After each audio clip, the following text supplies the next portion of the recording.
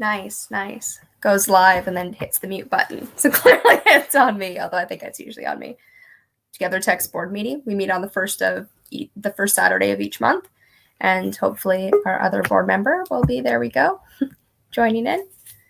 And we don't exactly know what we're talking about, which is how things go here. Hey, Bentley. Hey, guys. Howdy. There we go, yeah. Is my audio okay? Yeah, actually sounds good. That's good. Otherwise, I have to find headphones for my mic. So, yeah, what topics do we want to talk about?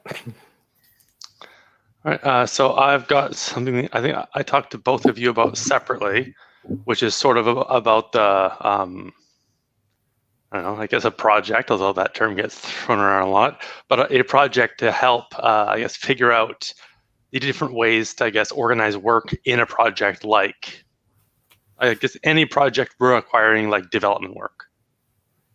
And then specifically around people who maybe aren't developers and would have to hire developers to do work on their projects, and the whole idea centered around that you're probably going to end up working with multiple developers, and may go through times where, you know, you've got one developer, they end up leaving entirely.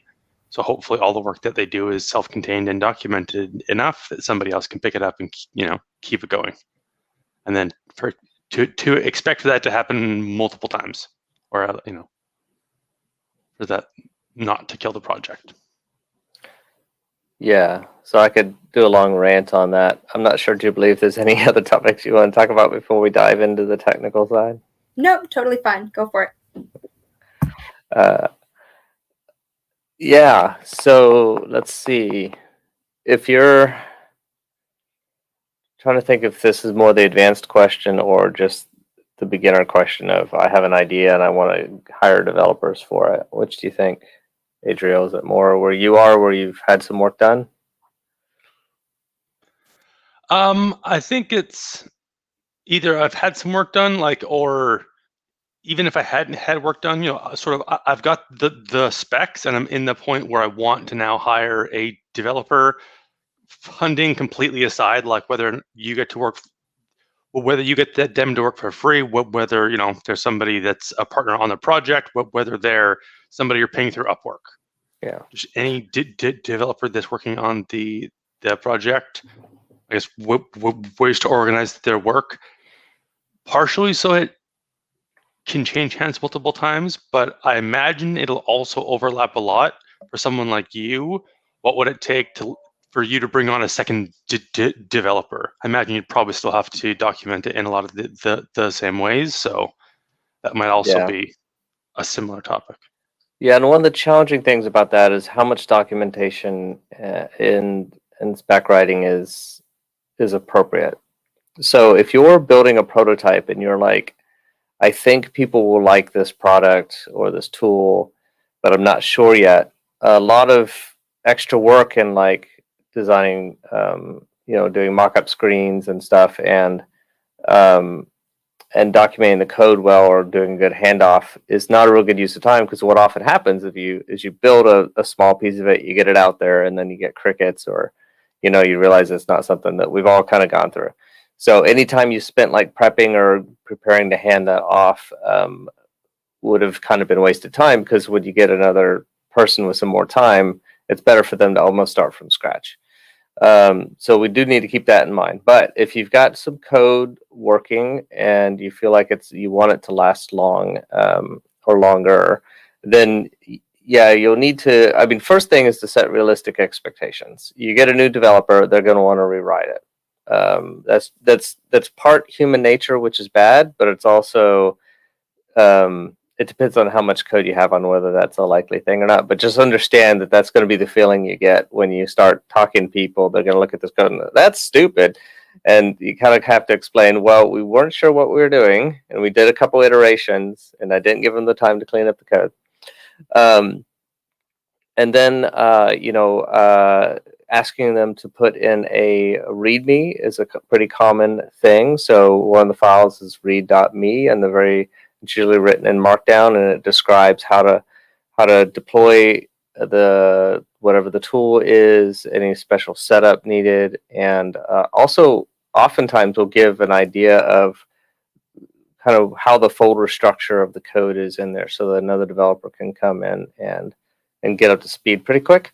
I think also a good thing to do is if at the reserve enough of however you're compensating, or if it's a volunteer, ask them to save an hour or two of time to around the end to just do a video of a walkthrough and upload it on YouTube as private, and then you can show that to another developer, because I think that's easier than writing up documentation.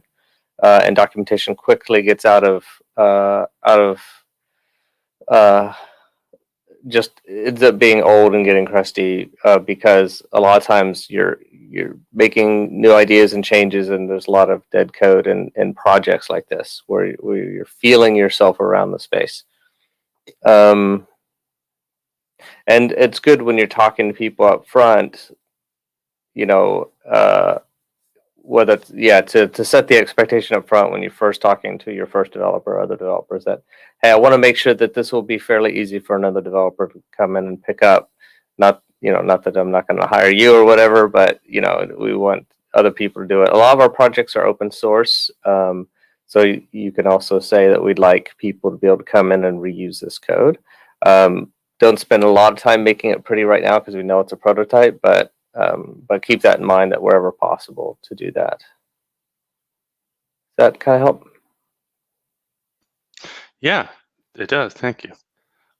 So a few notes. When you're talking about things like the read.me file and how it would often contain what sounded like deployment instructions and just, you know, high-level instructions for a developer, is that standard on all projects, on big projects, open source? It's pretty standard. So if you go to GitHub, if you have a README file in there, that's actually what they display underneath the first list of code. Okay. So if you ever go to, like, if you went to my GitHub and you went, well, actually most of my things don't have README files because they're only for me. So that's not a good example. But yeah, if you go to any GitHub repo or site, that's the text that tells you, oh, here's the project and what it does. That's all the README file. Okay. So it's pretty standard. Cool. Yeah, I do like the idea of just reserving some time at the end of, you know, if you had 10 hours for development, save the last, you know, hour and a half, 2 hours to record a video, because then that's just a quick, while it's still fresh in your mind, and it's not about making it polished, it's just about capturing the most important parts. I think that's a nice output for it. When it comes to like what you said about, you know, oftentimes when you get a new developer, you can expect them, you know, their recommendation is, I'll just rewrite it. That's been, even in my very limited experience, that's been my experience basically every time. Right, one of the elements that, I mean, especially as somebody that's not a developer and would sort of have to pick a developer, and you also sort of have to pick a technology where I don't really have, you know, any real preference. One of the things that I wanted to do during the hiring process was, at least for me, because, you know, I've got options. I don't just have to hire myself, but also I don't know the topic as well. Is to sit, like, basically have maybe two experts, like somebody like yourself, and hopefully somebody with a similar skill set, not to do the development, but to like sort of help pick questions for the developers and understand the answers, and then pick 5 possible developers from a site like Upwork and sort of do a live session where you would explain the high level, you know, what the project is, and then have a talk around like what tech would you use and why. And it's mostly about those 5 developers talking about it, and sort of see if there's any form of consensus, see, you know, who's better at defending their point, that sort of thing. And then ideally also have just the most basic of quizzes to make sure the person actually knows what they're talking about at the most basic level, and then use at least those 2 things to help pick from those 5 developers the one to actually work with. Yeah, I should really write up a hiring a developer quiz, or a blog post about that. I think there's several blog posts like that out there, so maybe I need to look for one. But I don't know if they hit all those details, so that'd be interesting to look and see what's out there. I do think that's one great thing about joining a community like the Game Bee Projects community, is that you can post questions and comments saying, I'm going to hire a developer. What tech should I be? I do always say that when you're in that hiring process, you say, I've been recommended. If you don't already have something built, I've been recommended the technology, and then say what you've been recommended, and then give them an opportunity to talk through the pros and cons of that. I do caution that if anyone is having you write an app for Android and then a separate app for iOS, that it's just kind of a waste of time. Some companies that want extremely responsive or extremely integrated apps will do that, but in most of our projects, we're just testing out ideas and prototyping, and to put that much investment in something you're likely going to throw away and rewrite is just not wise. I think the progressive web apps, which can now do most anything, they can interact with your phone's accelerometer, with the microphones, with the camera. There's very little there. If you have a very specialized app, there might be a possibility that there's some technology in the phone that you can't get to, but it's unlikely any of us are working on that. So I would generally suggest a progressive web app, and my current one is using the Ionic framework, just to throw out a name, and then whatever flavor. Ionic supports several frameworks, other frameworks, so the names are, which don't mean anything to y'all guys probably, but you've probably heard of React, that's the most popular, but it also supports Angular. So, and that just lets you build something that can quickly be deployed to a website or to either the app stores, technically all three app stores, but no one has Microsoft phones anymore. So yeah, that would generally it'd be something like that. There's a couple other ones like Flutter and a couple other types, but yeah, your concerns will be kind of how popular is the language right now. You don't want to be going with cutting edge stuff that just may not become popular enough, and you can't hire another dev. And that's why React or Angular is kind of the main two choices, unless you're doing something really unique, and then let your developer kind of guide you through that.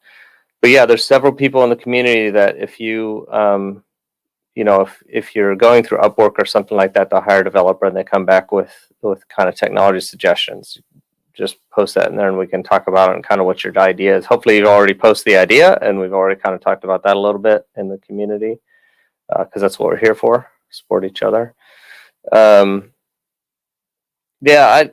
Doing something a little bit more formal. I do think for several people, every once in a while, I will, if they have a developer, they can send me either like their LinkedIn or their Upwork profile, and then I can have a look and just see if I give any things.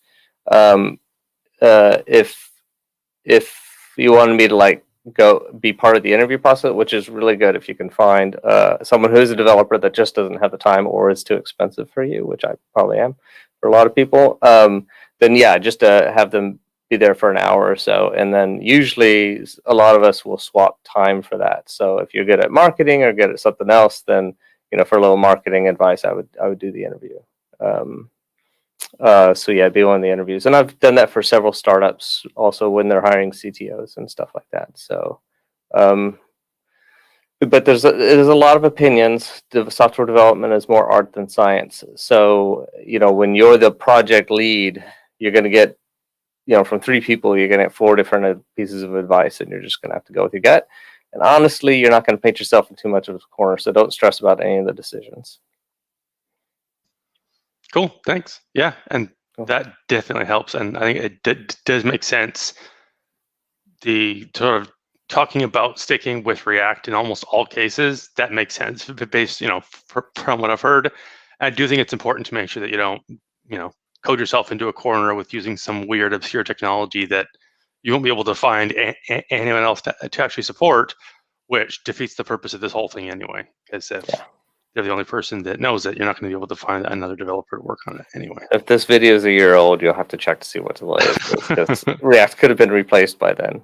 It's been around for 3 years, but before that, Angular was the one that everyone was on. So right. Do you want to talk about scaling as well? Sure, yeah. Because I think I remember now that I think we talked about that. So the thing about scaling is we all want to create projects that the whole world can use, right? So 2 things about that. First of all, most likely your first couple of prototypes, you'd be lucky if you get 10 people using them. So feel free to not think about scaling. They also talk about premature scaling, but by definition, premature scaling is only premature if it has a cost. A lot of these technologies, if you use them, they're designed to scale. So if you're using, see, now for some reason I'm blanking out, but so a lot of the Google product, Google Firebase, like it takes just as much time to write something that doesn't scale as it does something that does. And so that's part of that technology decision, where if you put it on a SQL server or some of the other older database systems that aren't cloud native, then you have to scale them. So just kind of, you could ask the developer that's giving the suggestion on the tech, is that something that we could just pay more money and scale? And that, or yeah, that can scale rather than having to rewrite the code to get it scaled. But so you do want to think about that, but you don't want to go out of your way to write extra code to make sure it scales, which is something I've done several times on projects that no more than 100 people have used. And so like even for like Golibot and Reason Score, they will sort of scale. Like a lot of people can read it and a lot of people can write it, but it can't handle a lot of debates right now. And it's pretty good because I think I am going to have to rewrite the database structure based on conversations with the Canonical Debate Lab to be consistent with them. But I've got a lot of experimentation off of people. But the technology I'm using makes it real easy that, hundreds of thousands of people could hit the website and it wouldn't go down. So you have to constantly make the decision of, can we find something that will auto scale that has no extra cost? And then we have to decide on those other decisions whether to put it in. But most of the time I'd say don't. Even if it doesn't scale well, a lot of times it is something you can throw money at, which I know we don't have. And then later on you can go and write it in a more efficient, scalable way, which will take down your costs. Exactly. We can take the money that we don't have to solve the problem of too much audience that we don't have. So, right. Yeah. Okay, perfect. Thank you. That's good. I guess my notes for that last part were, it's important to set the context of the project. Things like, do you expect this to scale? Is that, an important part of this? Is this a prototype that you're pretty sure is going to end up being thrown out? I know in my personal experience, it's kind of, I find it best to meet in the middle there and, plan for it to be a prototype, but also plan to use it maybe for longer than you originally thought. I know I've made a lot of sort of prototype popsicle sticks and glue type projects that are still in use 4 years later. You're like, that was not supposed to happen. But for a project like this, I think you'll end up where certain flaws in the initial design will just, like, it'll make it too hard to scale, or it's just there's some fatal error where you're like, we have to either completely build around it or ideally just start from scratch now with all of the lessons that we've learned with the prototype. But as you said, that costs money that we don't have. Yeah, another thing to kind of, I just realized that I didn't cover is that before you even talk to a developer or try and find one, you should be checking out the no-code space to see what's there.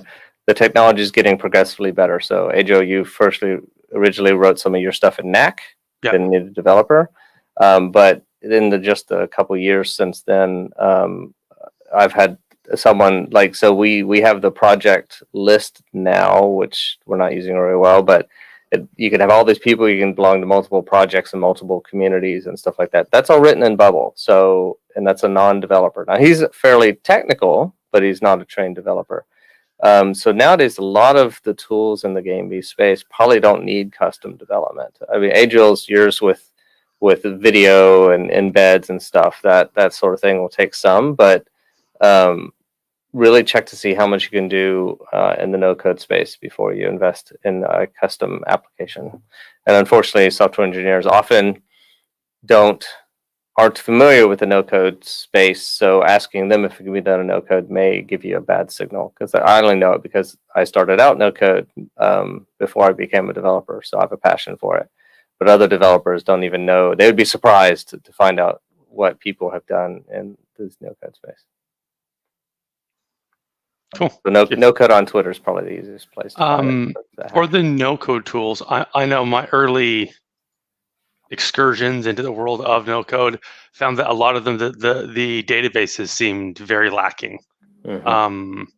I'm wondering, A, just have the databases gotten better, or B, do they now have more integrations where you can integrate with very established database tools, and sort of you're really just using it for the front end and connecting all the various back end pieces? Well, I think the whole environment has been building. So like right now, if I was a no-code person and I needed a backend, I would put everything in Airtable. And that's kind of a Google Sheets, Excel, but it's closer to a database. So there's a little bit more structure. And that can handle a lot. And so that, I think, is a lot easier than when you were trying to do it in Knack. And then there's a couple of back-end tools, and then you can have a custom front end. And they'll let you add columns and data and stuff like that. It does take a bit of a learning to understand how to group your data, and understanding that, which person that's done database can help with. But also a lot of times you can just get advice on that. So you could take an hour of my time or another developer's time, and then you can continue working in the no-code space and just pull in people to give advice on different areas. But yeah, it's both the back-end tools and the front-end tools have gotten better. There still is not a tool that's an amazing front-end and an amazing back-end. So like Bubble has a really good back-end. The front-end is kind of hard. Webflow is an amazing front-end, but the back-end's kind of not so great. Although Webflow now has a full database, and I think they've added membership now. But the costs get high, and when we talk about scaling, I think they have an upper limit on their database size, so it doesn't fully scale. But once again, are you going to hit that limit? And it's not too hard to move the data around afterwards. So I have a friend who has rewrote the same thing in like 5 different tools already, and the project Trove, the project list thing, he had everything. I guess it was Webflow and Airtable, but he moved everything into Bubble. So, even the database from Airtable? Yeah, I mean, he's kept a few pieces where Airtable and some other services do some visualizations that he liked, and then there are tools now that will sync the data between them. The syncing's a little slow and janky at times, but it'll get there. Right. Okay. Yeah, because that seems like that would sort of be ideal for a lot of projects, where if you could use something like Airtable, where it was a popular format and had the integrations and scales well. A lot of my database structure, I already know what it's going to look like, and there might be tweaks here and there, but the overall structure is fairly established. If then I could explore all the different no-code tools that could integrate with Airtable, then I've only got to sort of do that data entry once, and once I've got that nice sample set of data, then I can try all the different no-code solutions as sort of a bolt-on to say, like, okay, how could this tool work with that data, and how what could it surface, and how can it nest it and group it and all that sort of stuff. And I find some people think better data first, and some people think better interface first, or like what's the user experience. So depending on your personality, because you might just mock something up in Webflow and then have a developer kind of do any backend stuff that Webflow doesn't do. So that might be a better tool for them. But yeah, I imagine in the next year or two there's going to be, and actually Ycode came out and they're supposed to be really good, but I haven't had a chance to dig into them. So it's just the letter Y and CODE. They seem to have a really good front end and a really good back end, but they're fairly new, so I don't think they have the full feature set. But then, of course, if depending on what you need, you may not need some of those features they don't have. So yeah, it's progressing so fast though that by the time you watch this video, this advice will be out of date. So be sure to just go to No Code on Twitter. And I mean, I wish I had there are a couple sites that kind of give you advice on which No Code stack to choose. So maybe I could find those at some point and post them. Yeah, that'd be cool. I mean, it would be hard to find one that you're sure is up to date because, as you said, that space is changing so fast. Cool. Do y'all have any updates on your projects? If you didn't, unless you want to talk more about tech, Adriel. We can talk about projects. I'll just scan my notes and see if there's anything that I wanted to talk about that didn't yet. Jube, you want to give an update on your stuff? I feel like it's complicated. Like I don't know. It's all intertwined and all. Kylie's in the process of moving to Portugal, so we haven't been having the board meetings the last few weeks for peer coaching, and but there's new stuff, and I want to talk to her about it first before talking about it on here. That I've decided on a like a different scaling method that kind of works from where we are. And so I'm excited about that. Solution raising, I briefly had somebody who was possibly going to be reaching out to influencers. And one, I think that probably is the part I need to do, but I need someone to hand them off to, if that makes sense. Like to be like, now coordinate the schedule and getting more people involved. And anyway, making sure everything is set up right. And then I want to talk about different subject areas with the different influencers, right? I would love to have like Heather Hain and Brett Weinstein on talking about science and that kind of thing to have a solution raised around science with experts that also have an audience that would actually possibly watch it and actually possibly fund and create any of the ideas that come out of it. And then how those get created through project management and hiring developers is not my strong suit. But the point is like having almost like a podcast that is just about sparking that solution, right? Not about creating it. That's not our part. And then I started a Twitch channel. I have a whole 4 subscribers, and I'm going live more often on there because it's a much more intimate space to go live in. And so I'm looking to have more of like a concentrated fan base. I don't know, there's no other term in social media that helps, that like is looking to understand what it is I'm trying to do and help with it, right? Not the various projects, but like me and possibly the various projects. And so I'm coming up with like shows to have on the Twitch channel that are relevant to the different projects. I mean, like I'd love to do a live solution raising every week with people who care about that topic, because who cares if other people watch it or not? As long as people are actually having the conversation. But they're not really at a stalled point where I need help from other people at the moment, besides my admin post that I posted for WeWork and peer coaching, having an admin person who can actually do the email part and reach out. But I also, part of what I'm talking to Kylie about is like, without that, this is the next best thing. This works from where we are, as opposed to needing that admin person, although still needed. Always going to be needed. Admin people are like the gold of projects. People who actually enjoy that and are good at that. So, but it's frustrating because it's like both, it's a volunteer position and it pays in the future. And so it's something that's like, I don't want anyone working for this project that isn't doing something they would do for free. And yet it kind of isn't for free. Like, I don't know. It's a weird not mentioning it. And it's also hard to bring people in who then have to go through peer coaching, understand what it is, but we want help to get people into peer coaching so we can hold the courses so that we can, and also what I came up with kind of solves that too. So, yeah, I'm good. I'd love to hear about your guys' projects. Jubilee, what's your Twitch channel? Solution raising. Okay. I thought I was, but apparently I'm not following anyone on Twitch. So I've started a new podcast. Well, it's still a prototype. I haven't decided whether I'm going to keep doing it. But it's me and 2 other people, or 3 other people who, and Adriel's in this too, right? So it is Sports Center for Arguments. So we look at someone who's arguing on Twitter or over video or podcasts, and we look at how they're phrasing their statements, and then we give kind of armchair quarterbacking. We talk about maybe other ways that they could do it and be more effective.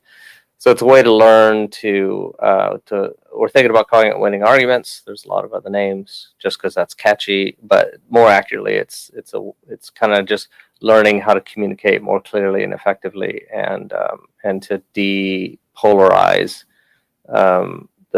our public discourse through examples.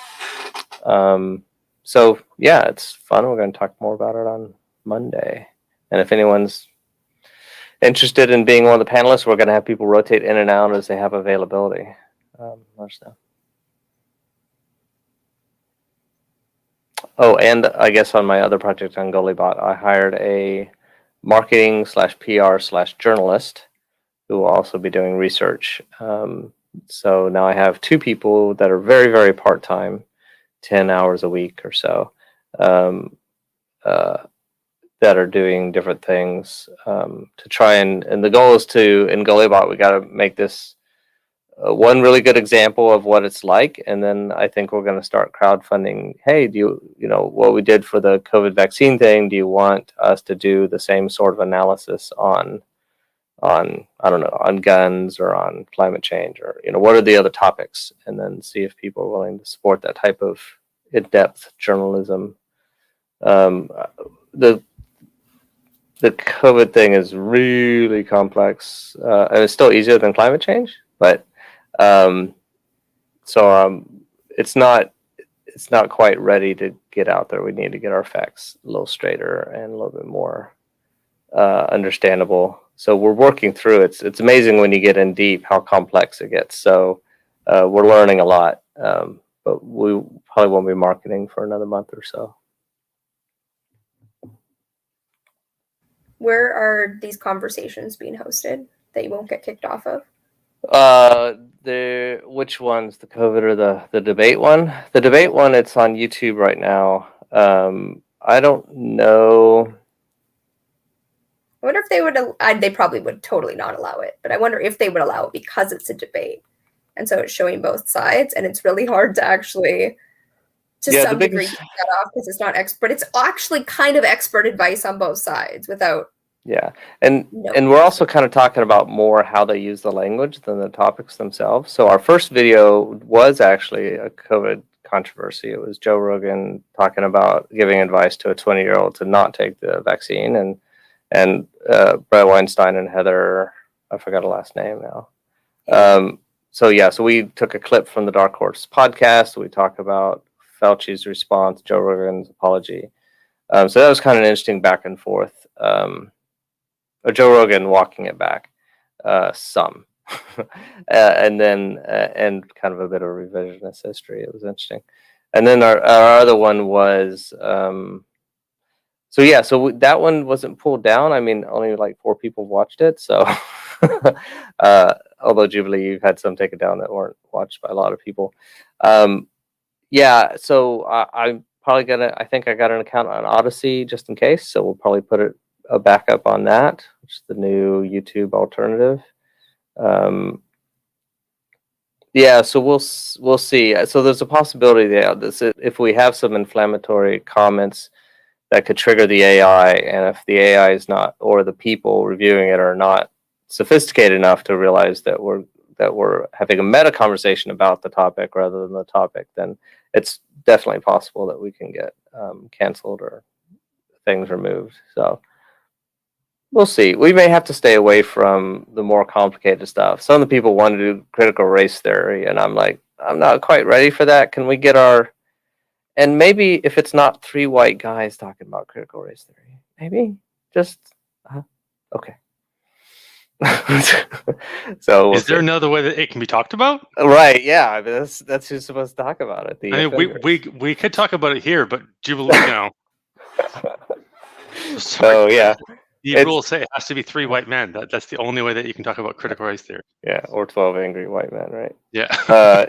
Yeah, so it'll be interesting. We're still experimenting with the format. We want it to be both entertaining and informative, but it's ending up being a lot of work. And I'm like, well, the idea was this was supposed to be a simple chat show so that we can do a little bit of marketing for our different projects, content marketing. That's a low lift, and it's taking a little bit more time than I'd hoped. So it may be at that point to where it's not, if you don't put enough work into it to be interesting, it won't be any content marketing. But, so it may not work.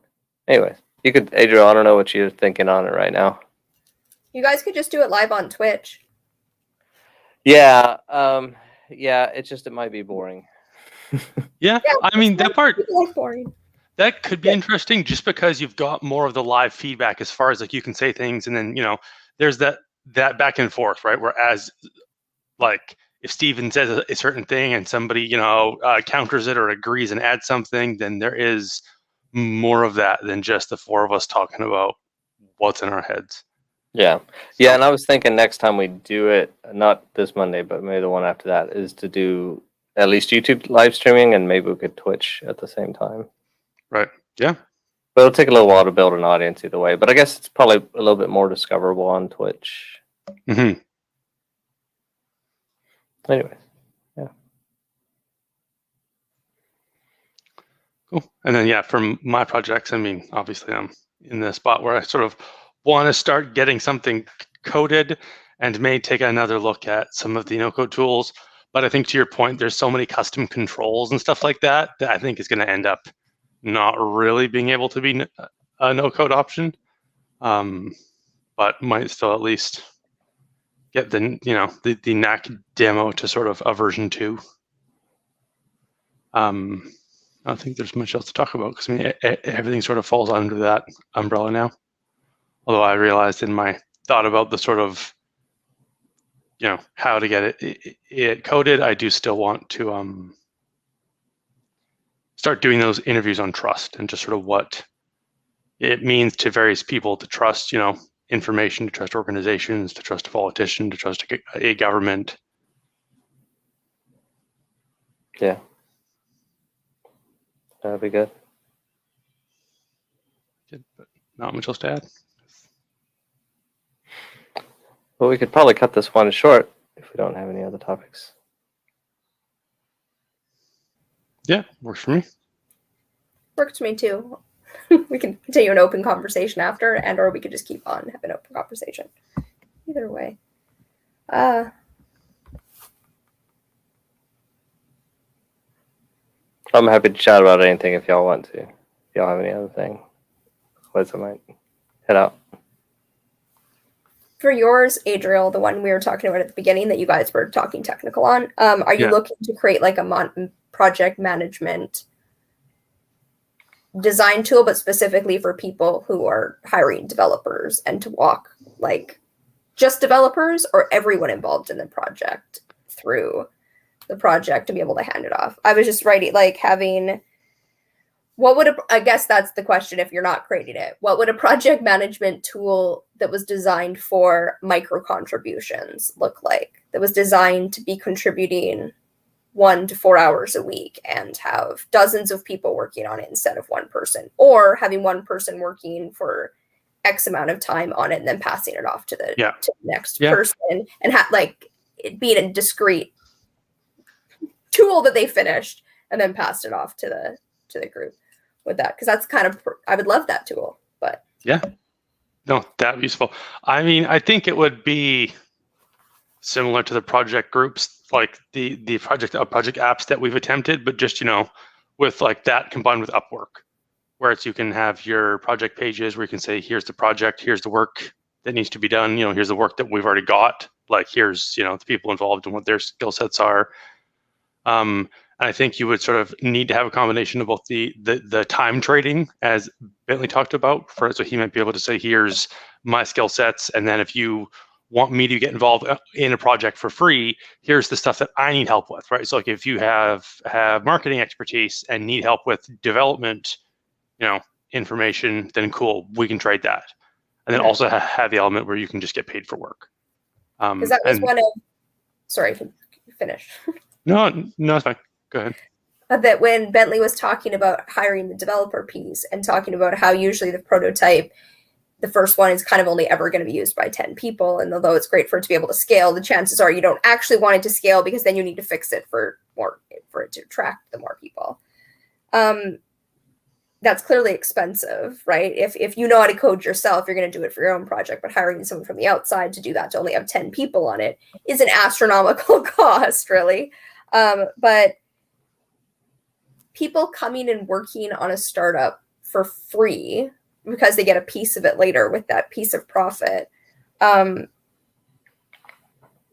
I don't know. I just wanted a conversation around like what can startup funding and creation look like that's empowering to all parties, that isn't the normal investment model that I think kind of breaks the incentives and breaks the just breaks it.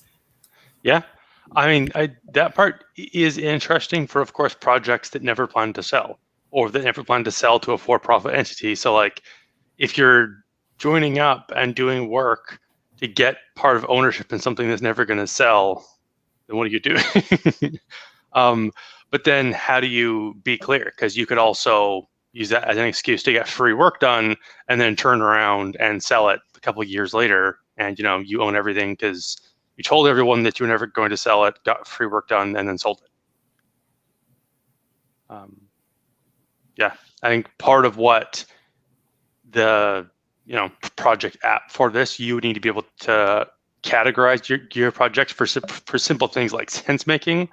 But I think in the end, we're going to need some level of, for lack of a better term, certification, where we figure out things like, hey, what are the types of certification, or what are like the different areas that projects should be able to sort of, that we can figure out. For example, is this profit seeking, right? And like, to what level? Is it just fully it's owned by venture capitalists and its only goal is to generate profit? Is it, they need to keep lights on and they use some for-profit stuff, but they seem to be, putting their money where their mouth is? Or is it the whole thing is set up so that there's zero profit seeking and like there's no shareholders, and whatever the community decides would be important, both I guess for the trusting it now, but also into what they might expect the organization to turn into, like if it actually got large and successful, to figure out what extent have they agreed to all of that. Are there things that need to be included in the organization charter?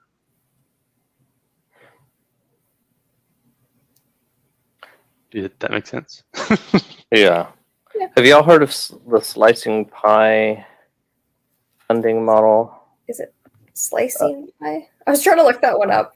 I thought. Yeah, is it the one? Yeah. So it's kind of similar, except it does make an assumption that eventually you will incorporate and sell. And so some of the models of how it tracks work done and stuff is a bit kind of biased in that way. Bias is the wrong word, but it kind of points you that way.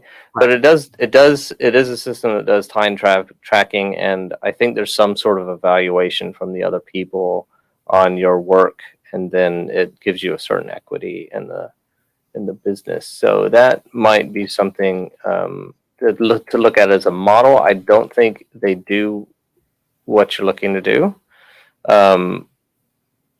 Although it'd be good to just make sure that it doesn't overlap. Right. But it's a inspiration. I mean, let's be clear. I'm not actually looking to do this. I'm going to have a conversation of what it could look like, because that's the fun part. Somebody else somewhere is already working on it on the blockchain, if it's part of the other one, then that's great. But like the actual funding model that can be used for projects like ours, projects that are designed more for purpose rather than for profit, they're going to be sold later, and for people that don't have coding, that they can't do it themselves and can't possibly use the no-code method, having a way for people to come and work on the project where it's win-win, where it isn't just volunteer time, and nor are you going to make millions off of it. Something in between of like, okay, well, right now we don't have money, but here's when the funding comes in, if there's funding, if there's any kind of funding. And usually there would have to be. So like if your going rate is, I don't know how much your going rate is, Bentley, but if it was like 50% more than that once the funding came in, right? Yeah. That's not a lot, right? It's not like it's like 10 times the amount. So it's like, it's not gambling. It's more, do you believe in the project? Do you think it will be successful? Do you think your work is going to help make it successful? Because if it's successful, you will get 1.5 times your going rate, or 2 times or 3 times, whatever the like actual incentive is enough that like you're part of a startup, you're getting something, but you're not doing it to own a piece of it, because this thing can be owned, right? You're doing it for something. So yeah, just the something. I just want to solve that problem for the world without ever creating it.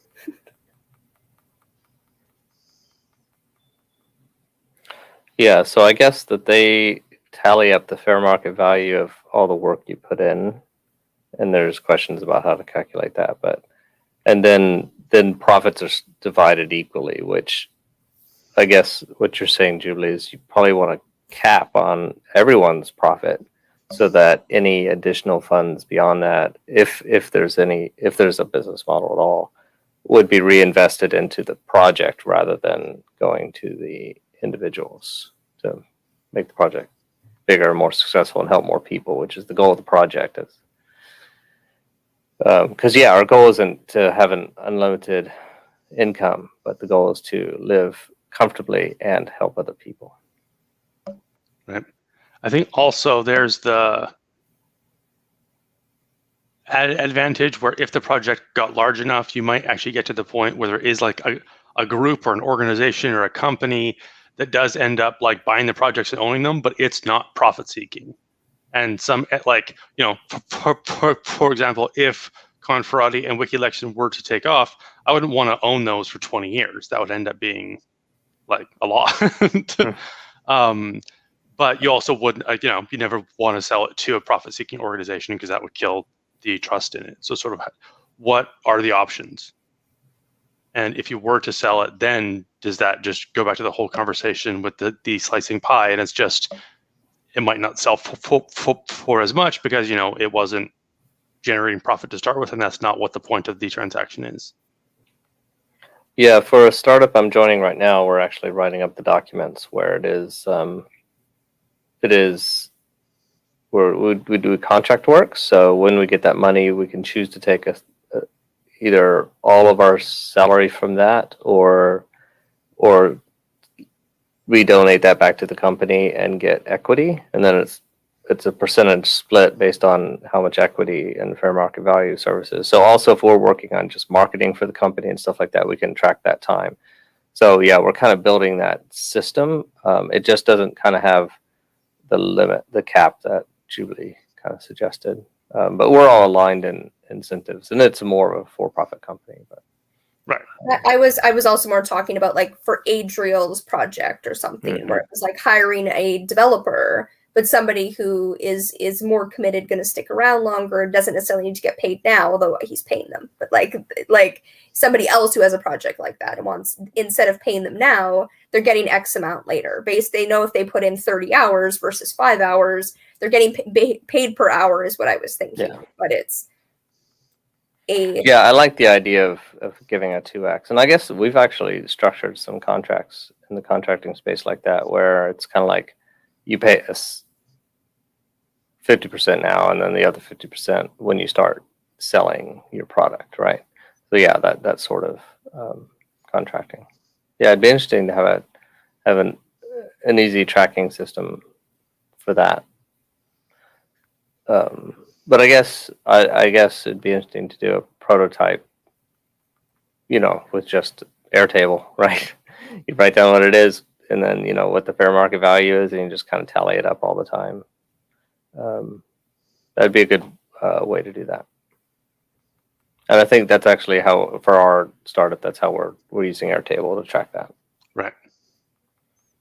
And then you said that the idea is that you just sort of like log the time that you spend and sort of what you're doing, and then it tracks like, oh, Bentley spent 2 hours on this and 1 hour on that and 4 hours on this, and it does that for everyone, so you sort of know how much time they spent on what. Yeah, I mean, in general, it all comes down to the fair market value. So we've agreed upon on an hourly rate, and so we kind of just track kind of loosely what we were doing, and maybe like at the daily level, I worked 4 hours on this and 4 hours on this, because we don't want to be too detailed. And then I think there might be a column where you could put in the number of hours, but the main thing is to put that value in, because at other times somebody may be donating, may be putting money into the business. So that money, the actual dollar, is the fungible token that's the important thing. But we might have hours in there later on to kind of go back and make sure that it aligns. Okay. Yeah. Interesting. So it's sort of like it has a single ledger for what you've contributed to the company, whether it's actual money or like, I didn't contribute money, but I contributed 4 hours of my time, which is valued at X. Right. Yeah. Yeah. And then, equipment as well and stuff like that. So it can track everything. Yeah. Which is very much like the slicing pie model. Go ahead, Jubilee. I was going to say, I have another finance question to do with tech, and it's about a project that I'm critical of, but I'm not going to name the project. If you have a tech project and you raise money for it and you code it, what is the tech actually worth? Is it worth how long it took somebody to code it? Because I'm not talking about the profit motive yet and how much it actually can make, but how much is it actually worth and valued at? I mean, it's nothing, right? Because it has to be based on the profit and what it brings in later. But what is it? If you spend $1 million to create something that someone else could create for $10,000, is it worth $1 million? Is it worth 10,000? Like, what is it actually worth? Well, so if we're talking about normal kind of game A economics, then it's worth what anyone will pay for it. So it is generally based upon. So yeah, if you're selling a company, a certain amount of it is the software, the custom software you built, but it's that piece, it falls under the valuation piece for the whole business. That is a certain multiple of your revenue or your profit. So normally, if it's like, oh, you spent a couple $1 million and we're only going to pay you $1 million for that software, it's kind of like, sorry, should have been more efficient. So in that systems, you get $1 million because you're working on R&D and you're developing a website. And you end up developing a $50,000 website. You have investors who've put in $1 million, but you only have a $50,000 website.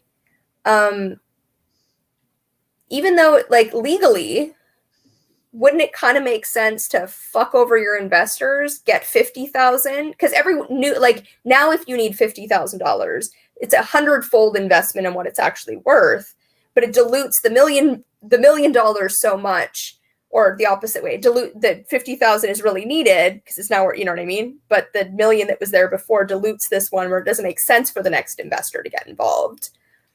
So it makes sense to kind of like say, sorry, bankruptcy, we don't own anything, nothing's here, then fundraise $50,000 and recreate the $50,000 prototype and sell that. Because otherwise you go bankrupt, because how do you get the next investor when you only have a $50,000 thing? $1 million. Yeah, and I think that does happen. I think and it may not even be the original founder of the company, but some of the employees, they do sometimes sell that software off to another company that buys it as an addition to their current thing, and they can take all your customers and just kind of feed it along, or they can invest more into it and improve it. And then someone often goes off and one of the developers goes and builds their own kind of version of it with lessons learned. So it's often a little different. And yeah, investors expect that to happen with a certain percentage of their businesses. It's a shame. There's been a lot of businesses, I think, that had a benefit to the world, but because they ended up with a product that wasn't or is just going sideways. So it's a zombie company, and the investors were never going to get their money out. They would rather dissolve the company and take another swing at bat to get a higher investing thing. So we actually shut down a product that was serving customers and would have made a living for the employees. But because the investors couldn't get as much of a profit as they needed, that value to the world was stuffed out. So yeah, that's one of those kind of game A issues that we're trying to work on, I guess. Yeah. I also think it's important when you're talking about like you get $1 million in investment and you build a website and it's worth $50,000. I mean, technically a website both can be worth $50,000, but it's also worth nothing, because if it's heavily branded and for your product and you're this, it's really just, it helps contribute towards the overall company value, which might only be $50,000, right? Like, where the whole company is $50,000, then yeah, you could then still choose to go bankrupt. And as Bentley said, people do that. But with a lot of the valuation stuff, it gets so skewed because it's really how well can you sell it to make it sound like it's worth money. So somebody will give you money for it. Yeah. And then they'll figure out in the long term, can I actually make any money off this? And a lot of times, I was just going to say, you can't really, oftentimes you can't split the website separate from the branding and the existing customers. So it usually comes in a package all by itself. So even though it may cost $50,000 to rebuild that tech, you still have to build up the marketing and everything. So, but if the whole company scenario, literally they just have they don't have customers, just a $50,000 website. Yeah, then it's like maybe it would cost $50,000 to rebuild is what like it's priced at that. You could build that again for $50,000, but it's definitely not worth that because you wouldn't be able to buy it and then do anything useful with it. Yeah. Which I mean, I think a lot of people don't have a clear understanding of like a lot of the money that you spend on that is kind of wasted unless it pays off. Like if the website does well and the company does well, then all of a sudden the website actually is bringing in money. So now it actually is worth something and you could sell the company. And when it comes, tech projects are weird because you could spend $10 million on a platform, that generates 1 Bitcoin every 10 years. It's going to take a while to pay itself off, regardless of how much you spent on it. If you had just this magic line of code that took you 2 minutes and generates a Bitcoin every day, that's going to sell for a hell of a lot more, even though you did it in 2 minutes. Yeah. It's just all about what can it spit out. The weird part about tech is there seems to be, at least in my mind, this like binary, like people who are more grassroots create their own very low burn rate, figuring it out. They're the ones who actually create the ones worth value mostly, in my opinion. And then the other ones that are like the WeWork and the Theranos, I'm going to say it wrong. They're like the unicorn fake. Like these are billion-dollar companies without anything really behind them. That it's all about the hype. It's not even about the customers, right? We know how Google and Facebook and we're the money makers. Like there's no. It's just the more of those that exist, the less likely the other ones are too. Because valuation means nothing. It means nothing whatsoever. And so you can have a $1 billion company that goes bankrupt overnight. It's happened time and time again, especially in the tech space. And that's all the people who never made it even close to $1 billion, even $1 million. Yeah. And that fake valuation is built into so much of like just how we value companies. Like that's like when Facebook launched their IPO and within 12 seconds or something, the shares were selling for, I think it was like 17 times what they're actually worth. Like, and that skyrocketed because people just assumed that it was going to skyrocket. So they were already willing to pay 17 times or whatever the number actually was. More than that, just saying, I'm going to assume it's going to increase at least, if it only increases 17 times, I'll have broken even at this point. But I'm going to bet that it's going to do way more than that, so we're good. But that's rampant in tech because it can be really hard to actually figure out what something is worth unless it's actively making money right now. And then you can just say, oh, okay, it's making $1 million a year. I can do math. Just like you need the profit motive. Like you need to know what the money-making model is to be able to assess how much this is worth. And then there are the few people who can see a new money-making model that they can buy something for cheap, right? But like to go with just we're going to earn money and not have that in any way. And like the more investors come in, the more money we have. That's just a Ponzi scheme. It's just a tech Ponzi scheme without there ever being any like actually getting people out. It's like... You know what I mean? And that's what caused the internet bubble and burst in the 90s. And it hasn't completely gone away, but a lot of times now, I know several VCs and investors that will not put money into a company unless it already has thousands of users, paying users. Like they won't even talk to you until they said it's so cheap right now to build a website and do marketing that you just need to go out and bootstrap it until you get up to that level and then come talk to us. So it's a little bit, except like Theranos, where they said they had some technology that they mysteriously didn't let even the investors look at after they invested. Imagine that. Yeah, I mean, there's some things where you have to do a large investment. It's a huge risk. But yeah, it's kind of funny. This is where you kind of realize that money is kind of a made up concept. Well, and the thing with Theranos is they actually had a decent system set up to show a demo. It was just fake.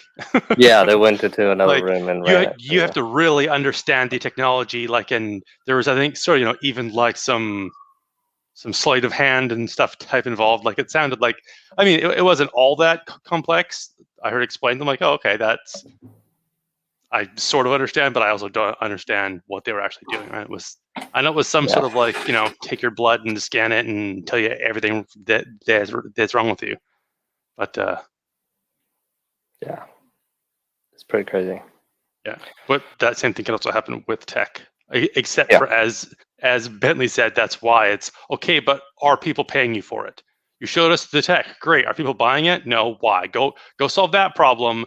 And once a few people are buying it, then come talk to us. Yeah, it's starting to become that way. Yeah. All right, we're at the Cool. hour. Yeah. Want to say goodbye to YouTube, Facebook. See you next month. Bye.